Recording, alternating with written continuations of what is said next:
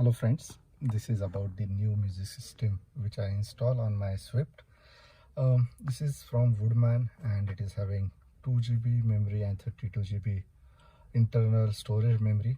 So this is Android device and it is almost like 10.1 inches diagonally. So as you can see, this comes with the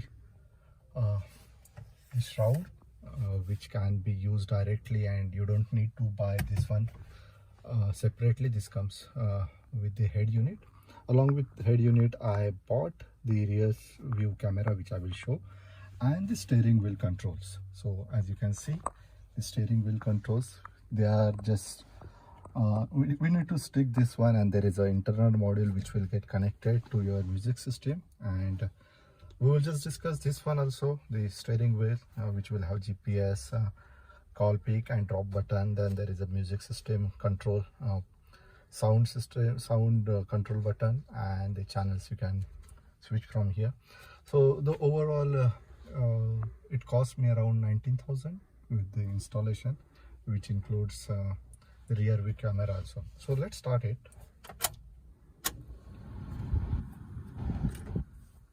Okay, so you can see this from Woodman, and this is the Agama launcher, and as it's Android, you can just select different launchers. This comes as a default, and you don't need to pay anything for that extra. So as you can see, there is so many buttons which is you can configure now. By default, these buttons are not configured. Okay, so as you can see, these are the buttons. Everything is having a capacitive touch buttons. This is about the switching off the head unit, then home button, back button, and these are the volume control. As you can see, this is something like you are familiar with everything, just because this is nothing but the Android tab which is used for the music system. Now we can configure these buttons which are available for the launcher. You can connect your head unit with the Wi-Fi, so you can switch on your Wi-Fi hotspot from the mobile, and you can connect it.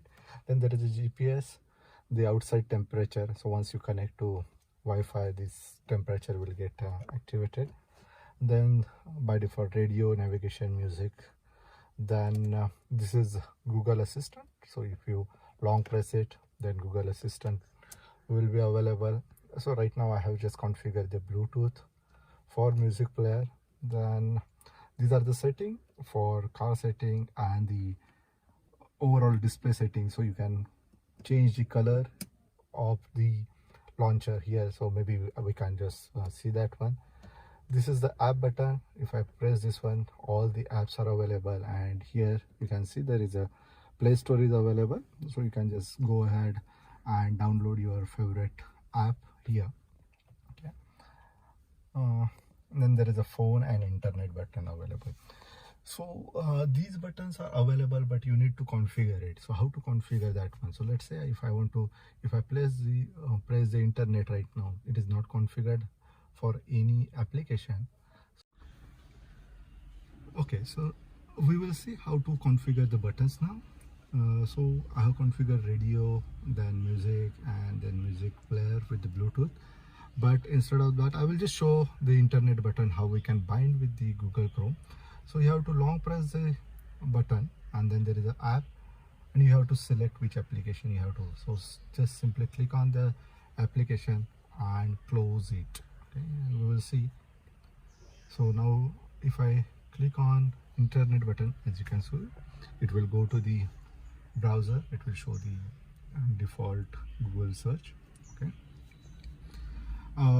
Apart from that, you can configure the logo. Now I am using the Swift, so I just put a Suzuki, and if you have another car brand, then you can just go to the setting, and then you can see your car. Click on the car name, and let's say if I select any other car logo, which will be shown at that level. So let's say if I select the Nissan, go back, you can see the logo has been changed. Okay. So go back to the Suzuki,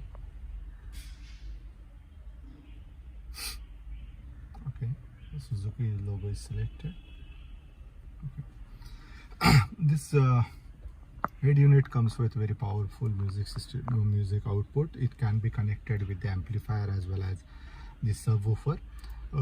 I have connected with the Zook subwoofer, which is underset subwoofer I have installed in my car. And this is the way you can configure. This is a predefined configuration given for your head unit. So if I set for the night mode, it will change the brightness will get lowered, and if it is automatic, it will, based on the ambient condition, it will provide you the brightness level. Okay. Now we will see how to change the look and feel of the launcher.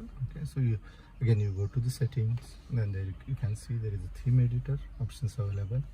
In theme editor you can see the color and brightness will be available. So simply if I just drag this button, you can see the things will get changed. You can see this color is changing now.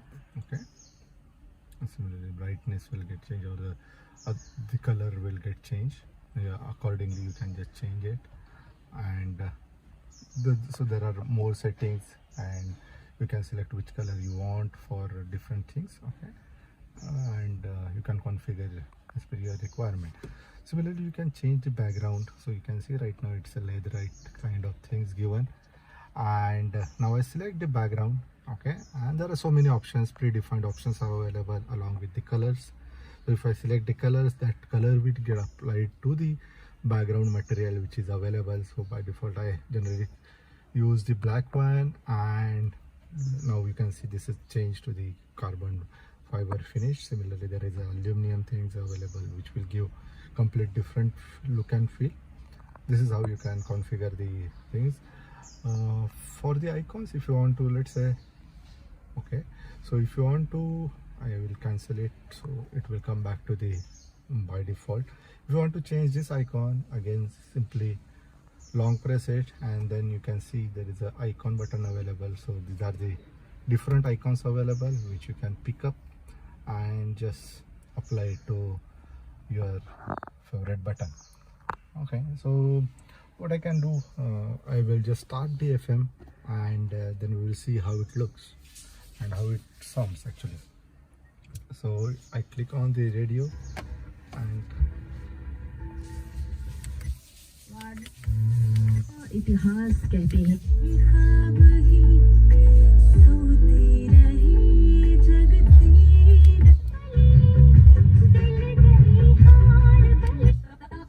मी कलाकार श्रुती आणि तुम्ही ऐकताय best of light camera action. तुमच्या पण relative मध्ये कोणी baby आत्या आहे का काय? Okay, so now you can see from my steering wheel I can just change the channel and increase the volume. Similarly, I can launch the GPS from this button. If I click on the GPS, then the Google map, which is predefined install on this system, will come into picture. So I will just click on the GPS now, and you can see the Google map is open. So it is very convenient to use the steering wheel control, and we don't have to drill anything. It is just, there is a double-sided tape mounted on these buttons. These are very small, as you can see from my steering. These are very small and convenient for the use, and you can just simply paste it, and there is one module which needs to be attached to the head unit.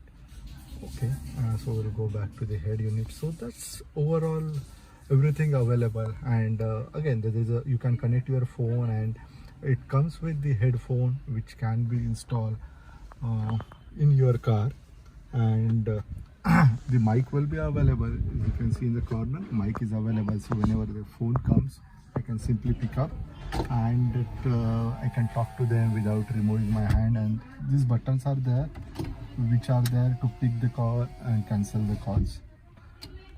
Okay, so this is the rear view camera I was talking about, and as you can see I have just tilted it because if I am trying to directly bolt it, then the directing lines are going upwards.